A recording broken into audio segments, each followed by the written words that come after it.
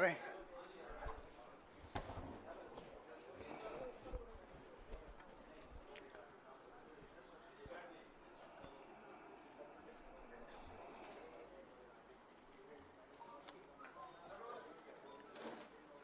शुरू करें।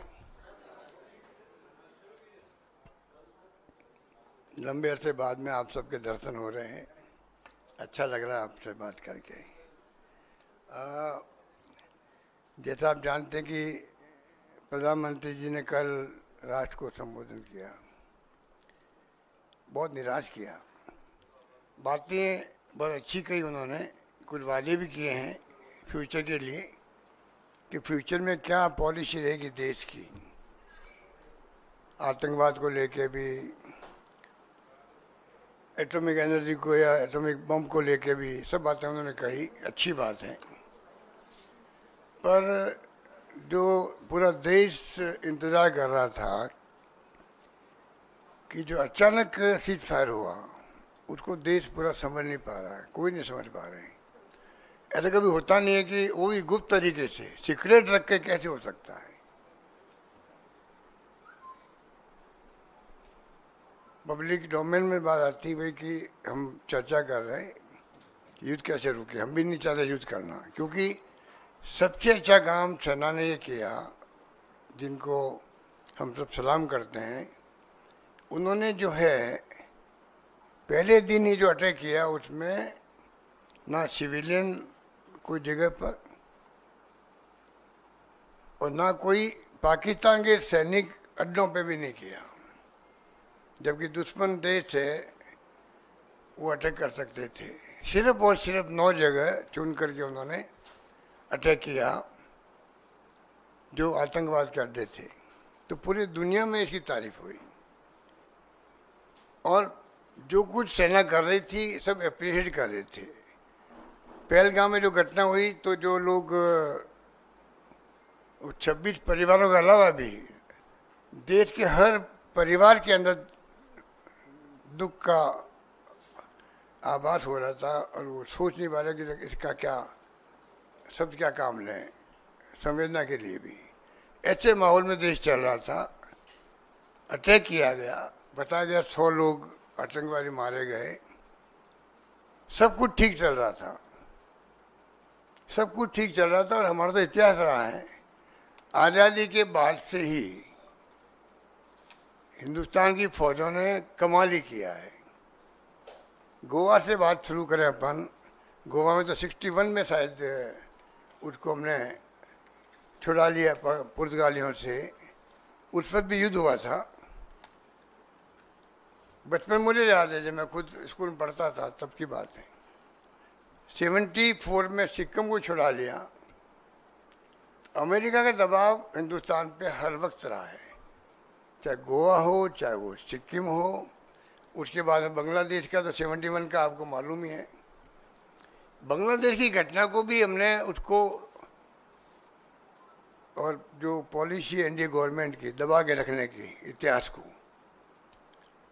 उसके कारण की नई पीढ़ी तो पता ही नहीं, वो समझ नहीं पाएगी कि हो क्या रहा देश के अंदर। वो उसको गर्व करने की स्थिति नहीं रहेगी उनकी। किस प्रकार 2 टुकड़े कर दिए पाकिस्तान के, 93,000 सैनिकों को, कर्नल जनरल सबको सरेंडर करवा दिया। वो वक्त भी देखा हम लोगों ने। मैं खुद बचपन में गया था 71 के बाद के वक्त में, शरणार्थी शिविर लगे हुए थे वहाँ पर, 1 करोड़ लोग आ गए थे इंडिया के अंदर।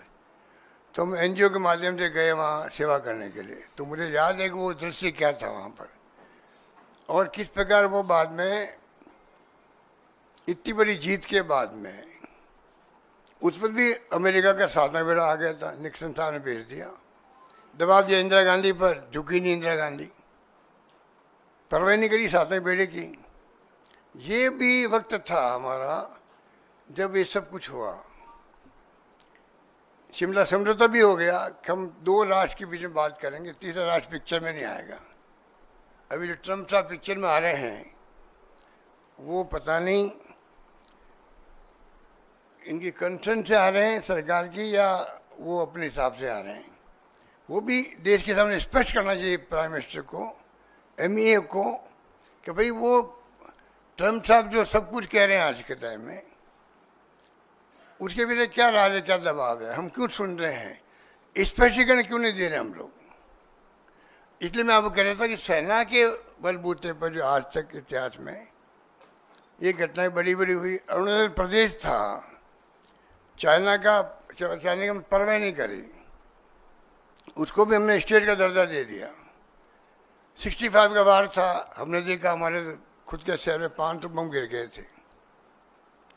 तो बचपन से देखता रहे 65 का वार, सेना ने जम के लड़ा, लाल बहादुर शास्त्री थी उस वक्त में।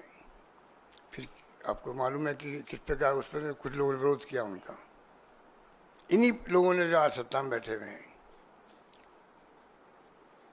71 का बार मैंने बता दिया आपको। कारगिल के युद्ध हुआ, वो तो वाजपेयी जी थे, तभी सेना ने कमाल किया।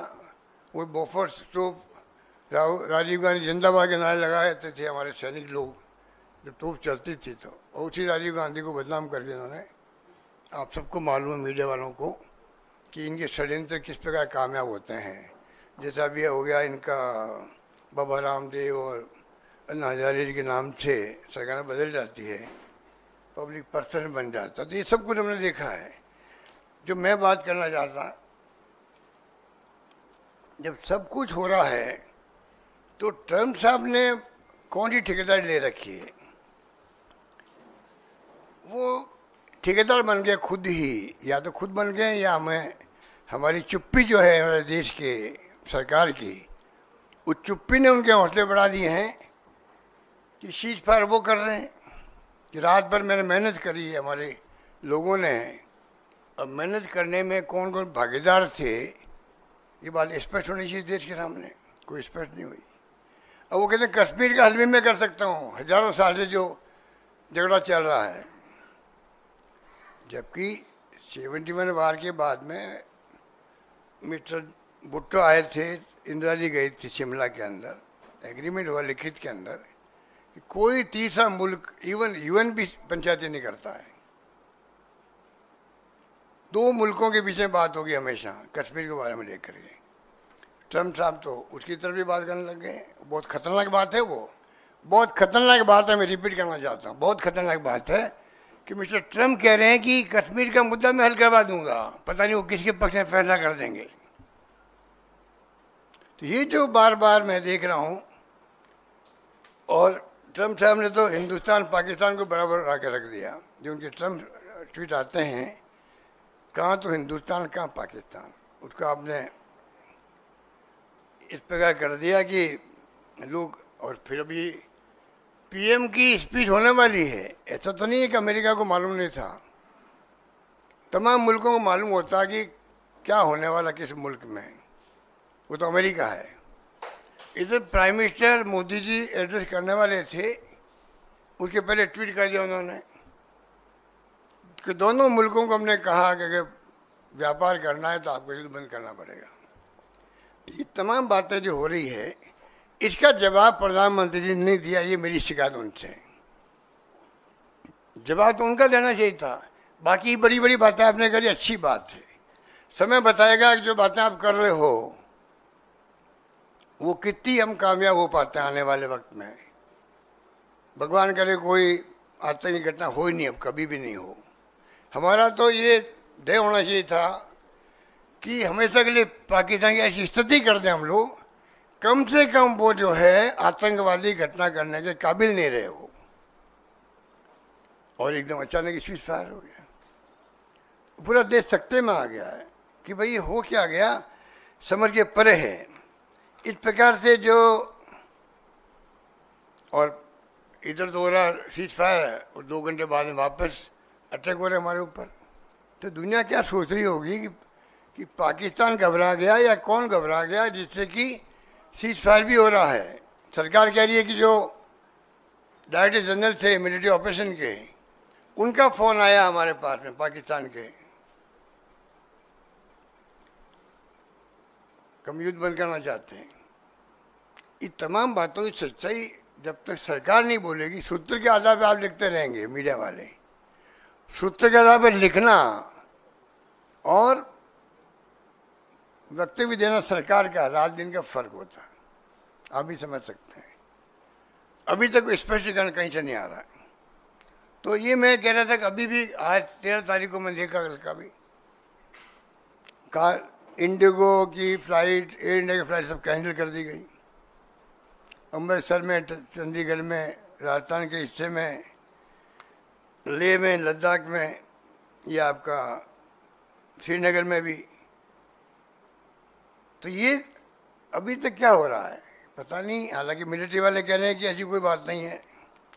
तो ये देश जानना चाहता है कि मोदी जी सरकार पे, आप पे कौन सा दबाव है जिस कारण से हम स्पष्टीकरण नहीं दे पा रहे हैं। बल्कि मेरे हिसाब से, जो मेरा अनुभव कहता है, पहला ट्वीट आया था जब आपका मिस्टर ट्रम्प का कि स्विच फायर के लिए फैसला हमने कर लिया, तब उनको सरकार की तरफ से आना चाहिए था कि तीसरा पक्ष इसमें कोई पंचायत नहीं करेगा, ये हमारी पॉलिसी 71 की बनी हुई है, ये कहना चाहिए था। उसकी बजाय ट्रम्प साहब बार बार ट्वीट करते जा रहे हैं, कभी ट्रेड को लेकर के कह रहे हैं, कभी वो कश्मीर को लेकर कहने लग गए। तो ये जो हो रहा है ये बहुत आशंकाएं पैदा करता है और हम सब देशवासियों के लिए चिंता का विषय होना चाहिए। क्योंकि अविलंब क्यों नहीं MEA ने बात करी, क्यों नहीं स्पष्टीकरण दिया, ये आज भी सवाल हमारे सामने खड़ा है। कल PM जब बोले थे तो हमें उम्मीद थी कि किसी न किसी रूप में प्राइम मिनिस्टर खुद जो है इन तमाम बातों को क्लैरिफाई करेंगे। वो कल चूक गए हैं डैमेज कंट्रोल करने में।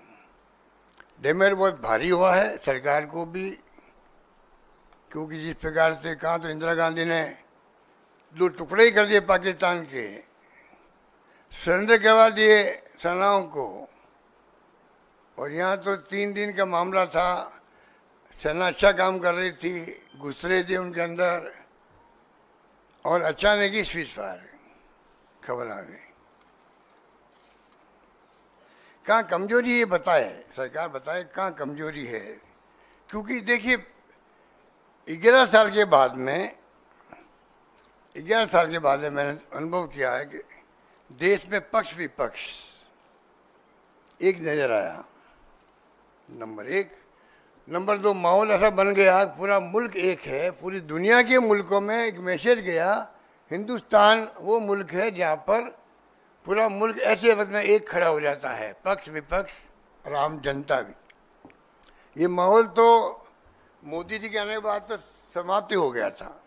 वो इनकम टैक्स, ED, CBI के राज चल रहा था पहली बार, और उसने ED ने काफ़ी पक्ष विपक्ष को भी डिस्टेंस कर दिया, डिस्टेंस बढ़ा दी उनके बीच में। पहली बार मैंने देखा कि इतना शानदार माहौल बना। राहुल गांधी जी ने जब कहा पूरा विपक्ष आपके साथ खड़ा है, रिपीटेडली कहा उन्होंने, और कहा ही नहीं, खाली निभाया, सब तरह से निभाया हम लोगों ने। माहौल बन गया देश के अंदर एकजुटता का, सेनाओं का हौसला ही बढ़ गया कि सब पूरा मुल्क हमारे पीछे खड़ा है। तो क्या कारण था कि ये सब कुछ उलट गया, ये समझ के परे है, हमें समझ नहीं आ रही है। पहलगाम में भी अभी घटना हो गई, उड़ी में पहले हो गई, आपने सर्जिकल स्ट्राइक कर दी। पुलवामा में 50 किलो RDX वो रहस्य बना हुआ अभी तक भी, कि कहाँ से आया न कहाँ कुछ हुआ। करीब 40-50 लोग मारे गए हमारे उस वक्त में भी। ये तमाम बातें दिमाग में घूमती रहती है। पठानकोट की घटना के वक्त तो जो ISI वाले को बुला रहे हैं यहाँ पर, वो अभी तक मेरे समझ में नहीं आ रहा है उनको क्यों बुलाया गया था। तो देश में एक तरफ सेना पे हमें गर्व है, उनका शौर्य, उनका पराक्रम एक्स्ट्रा ऑर्डिनरी है, और पूरा विश्व उसका लोहा मानता है। और उसके बाद में फिर इस प्रकार की अचानक घटना हो जाना, ये थोड़ा मैं समझता हूँ कि कई तरह के प्रश्न खड़े हो करते हैं। ये थोड़ा दिमाग के अंदर हम सबके हैं। और इसके अलावा मैं आपको कुछ कहना चाहूँगा कि ये जो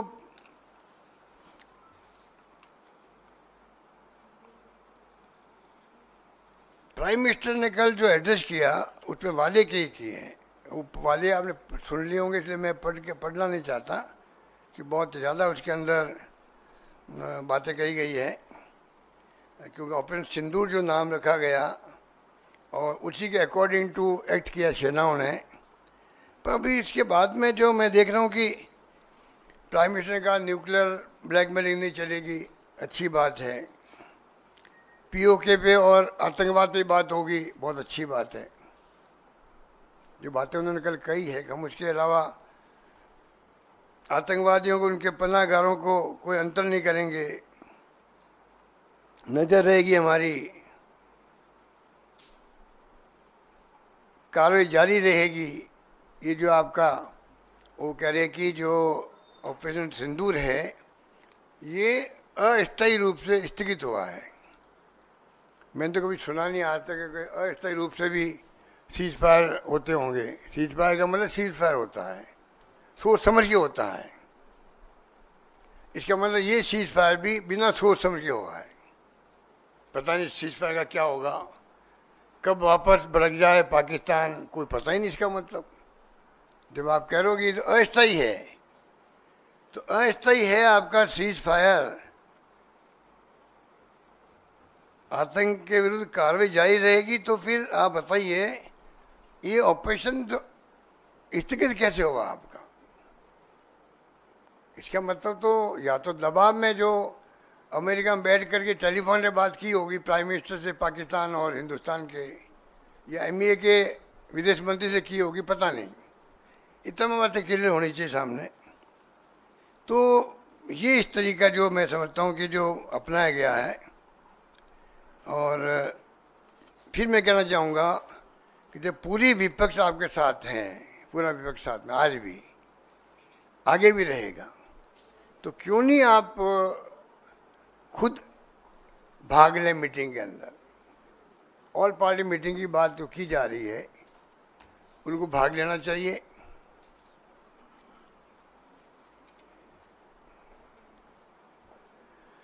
ये भाग ले नहीं रहे प्राइम मिनिस्टर, क्योंकि ये समझ के पर है कि देश का पूरा विपक्ष एक सुर में मांग कर रहा है, सपोर्ट कर रहा है आपको, साथ में मांग कर रहा है। मांग क्या कर रहा है?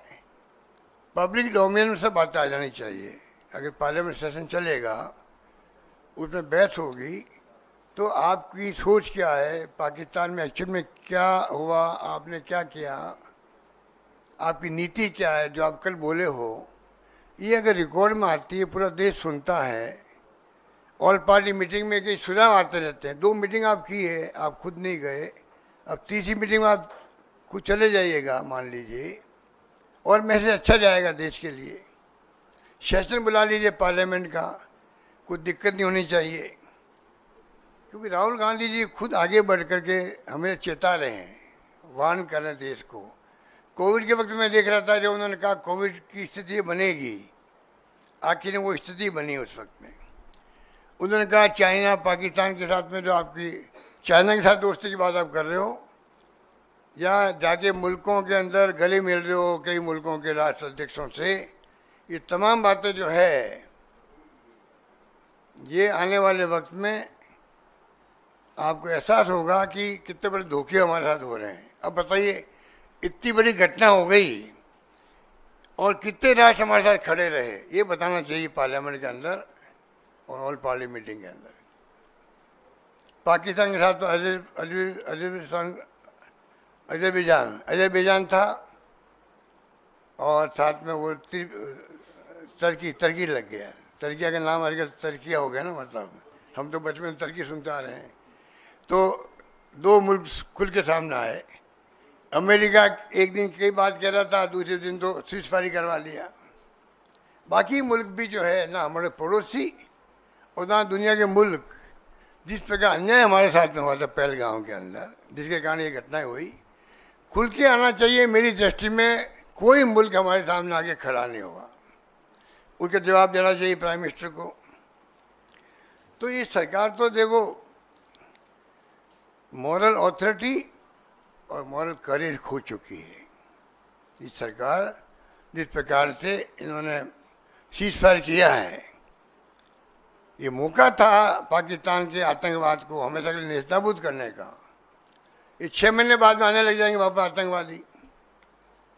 35 साल से हम देख रहे हैं, 90 के बाद में लगातार देख रहे हैं, 35 साल हो गए, आतंकवाद रुकने का नाम नहीं ले रहा। कितने लोगों की हत्या हुई है, चाहे हमारे आर्मी के हो या पैरामिलिट्री फोर्सेज के हो, BSF के हो, सिविलियंस हो, तो कब तक भुगतेंगे? ये मौका था हमारे लिए, गोल्डन अपॉर्चुनिटी थी, प्राइम मिनिस्टर खुद के लिए, देश के लिए, गवर्नमेंट के लिए, पूरे देश के लिए थी, उसको हमने खो दिया सीज फायर करके।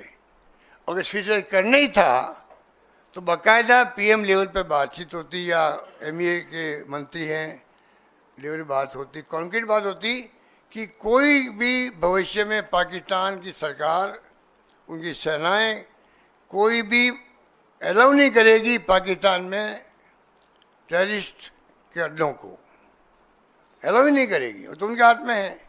मालूम होता है सरकारों को कहाँ कहाँ अड्डा लगा हुआ है टेररिस्ट का, उस पर बात होती। भविष्य में कोई अटैक नहीं होगा आतंकवादियों का आपके यहाँ पर। कुछ कॉन्क्रीट बातें होती जिसको लेके हमेशा वायलेंस होता है जम्मू कश्मीर के अंदर, वो उसके ऊपर कोई बात ही नहीं हुई और सीज फायर हो गया। धन्यवाद।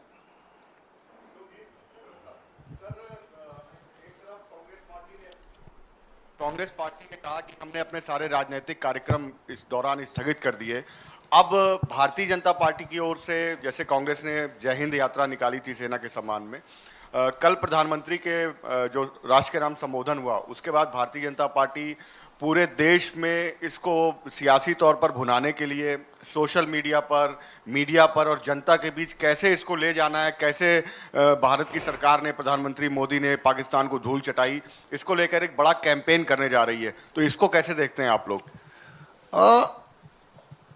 पहले जो सर्जिकल स्ट्राइक हुई थी या बाद में फायरिंग हुई थी वहाँ जा कर के, उस वक्त माहौल देश का दूसरा था। इस बार जो ऑपरेशन सिंदूर हुआ है, पहलगाम की घटना हुई है, उसके बाद में एब्रप्टली अमेरिका ने पंचायती करके युद्ध को रुकवा दिया है या ऑपरेशन को रुकवा दिया है। इस पर जनता में बहुत भारी रिएक्शन है। उसे घबरा करके बीजेपी तिरंगा यात्रा निकाल रही है, जबकि कांग्रेस ने तिरंगा यात्रा तो शुरू कर दी पहले ही, मैंने ही भाग लिया दिल्ली के अंदर है पर। तो मुझे लगता है कि इस बार जो है ये घबरा करके मैदान में उतरे हैं, पर जनता अब समझ चुकी सच्चाई क्या है। ये मेरा सर PM मोदी सर इधर सर इधर सर अभी PM मोदी आदमपुर एयरबेस पहुंचे हैं और ये वही एयरबेस है जिसको उड़ाने का दावा जो है वो पाकिस्तान ने किया था। कैसे देखते हैं? देखिए, अब आपको लगातार मैसेज की राजनीति चलेगी। ये मैसेज देने की बात है, क्योंकि जिस प्रकार मैं फिर कहना चाहूँगा, इस घटना को इस देश का कोई भी नागरिक हल्के में नहीं लेगा। जिस प्रकार से रात के अंधेरे में छिप करके चुपचाप एग्रीमेंट हो गया सीज फायर के लिए, ये मामूली बात है। और वो अमेरिका की धरती पर, अमेरिका का राष्ट्रपति पहले ट्वीट कर रहा है, जबकि हिंदुस्तान को आगे आके पहल करनी चाहिए थी। बात कोई हुई है तो बात होने के पहले ही देशवासियों को मालूम होना चाहिए था। चर्चा चल रही, बात हो रही, हो सकता है कि सीज फायर हो जाए। कायदा ही होता है, जब कोई फैसला होता है दो राष्ट्र के बीच में, तो पहले पब्लिक के अंदर बात जाती है कि बातचीत शुरू कल हो रही है। हो सकता है कि फैसला सीज फायर का भी हो सकता है। जोधपुर के अंदर तो सुबह 10 बजे दुकानें बंद होने लग गई, ऐसा माहौल बन गया। और शाम को 4-5 बजे ट्वीट आ गया मोदी, वो ट्रम्प साहब कहा कि साहब वो तो सीज फायर हो गया। लोग सब हंसने लग गए कि दिन भर क्यों ये मेहनत कर रहे हैं हमसे। तो ये घटनाएं कई जगह हो रही है, अमृतसर में भी हो रही है, चंडीगढ़ में भी हो रही है, बाड़मेर में भी हो रही है, जैसलमेर में भी हो रही है। तो ये मैं इसलिए कह रहा हूँ आपको कि ये दिन तो समझ जाएंगे लोग। सर, प्रधानमंत्री ने कहा कि भारत सरकार, इतनी जोरदार आवाज है कि आपकी? सर एकदम से माइक का ना वो ऊपर हो गया। काफी दिन बाद आप मेरे मुझसे मिली हो जी तो इसलिए आप गुस्सा निकाल रही हो। नहीं नहीं सर, मैं गुस्सा क्यों निकालूंगी सर। माइक का लेवल थोड़ा ऊंचा हो गया अचानक से सर, एकदम से लेवल ऊंचा हो गया, आपसे कैसे गुस्सा हो सकता है सर कोई। सर मैं ये बोली थी, प्रधानमंत्री ने कहा कि राजनीतिक, सैनिक और मनोवैज्ञानिक 3 जो ऑब्जेक्टिव अचीव करने थे ऑपरेशन सिंदूर से वो सरकार ने किए। पाकिस्तान के में घुसकर टेरर बेस को खत्म किया, इंडस वाटर ट्रीटी जो है वो अबेंस में डाली, और उनको सरकार को लगता है कि अचीव जो करना चाहती थी वो कर लिया ऑपरेशन सिंदूर से। क्या प्रिंसिपल ऑपोजिशन पार्टी कांग्रेस को लगता है कि ऑपरेशन सिंदूर से और भी कुछ बहुत ज़्यादा अचीव किया जाना चाहिए था, और एक एडवांटेजियस पॉइंट से पीछे हट करके सरकार जो है आई, जिस तरह से आप कह रहे हैं कि सीज फायर से सबको अचंभा हुआ या आश्चर्य हुआ? नहीं, देखिए, अगर सेना का मैं समझता हूँ कि जो पब्लिक ओपिनियन थी देश के अंदर, सेना की कार्रवाइयाँ उसके अकॉर्डिंग चल रही थी। देश में जो माहौल बन गया था, जिस प्रकार की निर्मम हत्या की गई पत्नी और बच्चों के सामने एक ऐसा माहौल बन गया था, उसके हिसाब से तमाम वो एक्शन करने थे उनको। शायद वो तो आर्मी वाले जानते, एयरफोर्स और नेवी वाले जानते हैं, पर उनके दिमाग में बात रही होगी। उनको विश्वास में लेके या देश को विश्वास में लेके अगर कोई फैसला होता तो मानते हैं भाई कोई कॉन्क्रीट आगे के लिए वादे हुए हैं, लिखित में वादे हुए हैं, और देश में अब हमेशा के लिए शांति कायम हो जाएगी। वो स्थिति नहीं बन पाई है।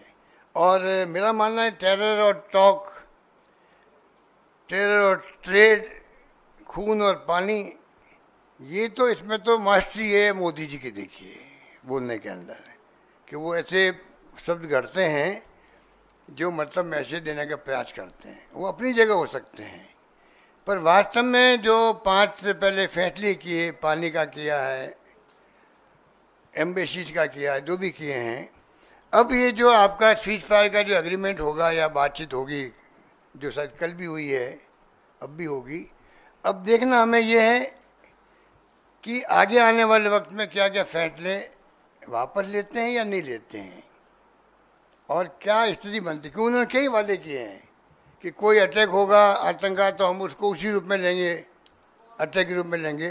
तो बातें तो बहुत कही उन्होंने, पर स्थिति ऐसी बन गई कि जिस प्रकार आपने ये सीज फायर किया है और पंचायती अमेरिका ने करी, आप बिलीव नहीं करेंगे, आम पब्लिक भी जो मतलब कम पढ़ी लिखी हो सकती है, पर मिस्टर ट्रम्प का जो मैसेज आया है ना, उसको किसी ने लाइक नहीं किया है, ये मैं कह सकता हूँ। गहलोत साहब, मेरा सवाल आपसे ये है कि आप कह रहे हैं कि आप ये कह रहे हैं कि बहुत कुछ किया जाना चाहिए था, बहुत कुछ कर सकते थे, लेकिन सरकार नहीं कर पाई। क्या आपको लगता है कि पाक अधिकृत कश्मीर? नहीं, मैंने ये तो नहीं कहा जो आप बोल रहे हो। मैंने कब कहा? आप किस दुनिया में चले थे? नहीं, आपने ये नहीं कहा कि बहुत कुछ कर सकते थे। आप सोच के आए घर से, वो पूछ लिया मुझे आपने।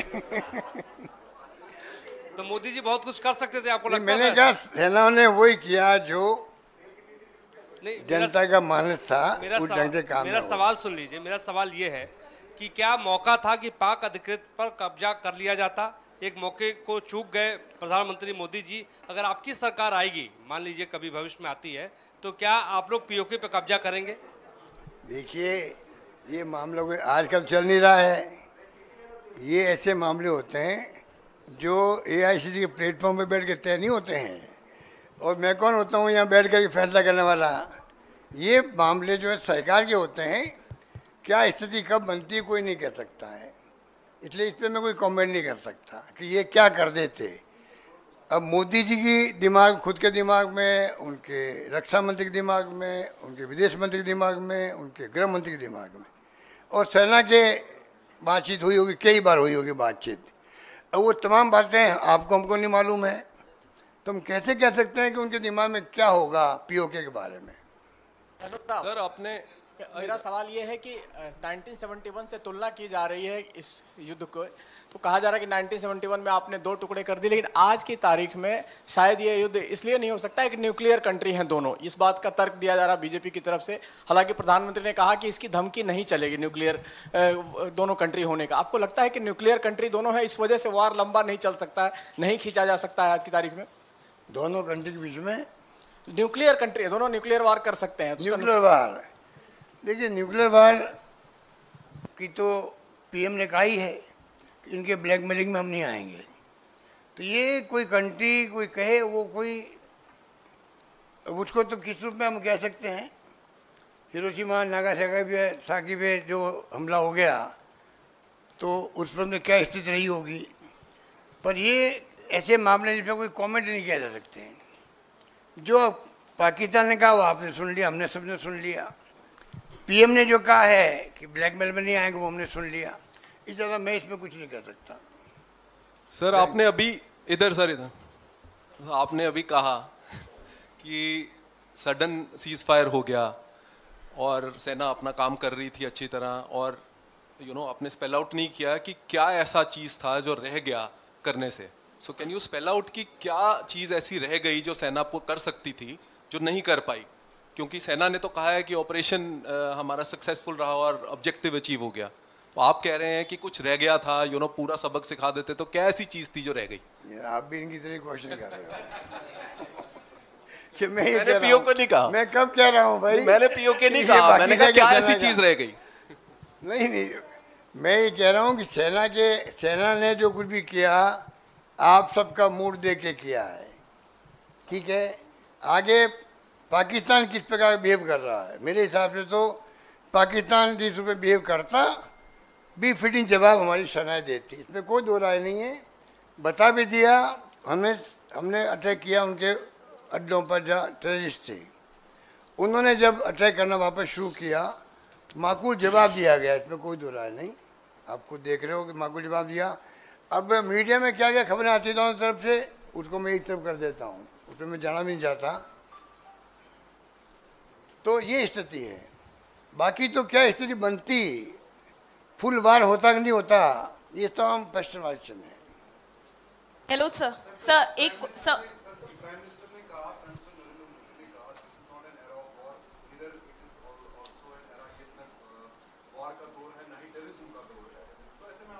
क्या वहाँ पे बोले क्या?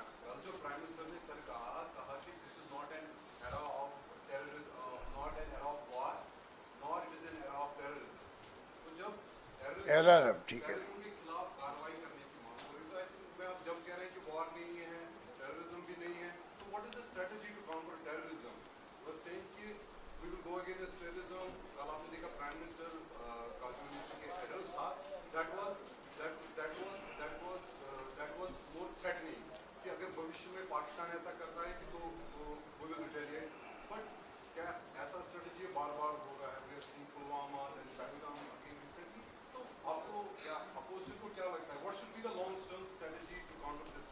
देखिए मेरे ख्याल से उन्होंने ये कहा कि ये युग जो है ये टेररिस्ट का भी, उसका भी नहीं, वार का भी, वही मैं कह रहा हूँ। तो वो तो उनका एक, मैं समझता हूँ कि जो स्पीच का पार्ट मैं समझता हूँ कि वो मैं समझ नहीं पाया कि वो क्या कहना चाहते हैं, क्योंकि ये जो युग है ना टेररिस्ट का है ना वार का है, पर ये तो परिस्थिति बनाती है। जो स्थिति बन गई पहलगाम में, वो परिस्थिति क्रिएट हो गई, इसलिए युद्ध तो हुआ ना। यदि पीएम को ही जाके कहीं पूछना उस बात को तो थैंक यू। सर एक क्वेश्चन सर। थैंक यू भाई।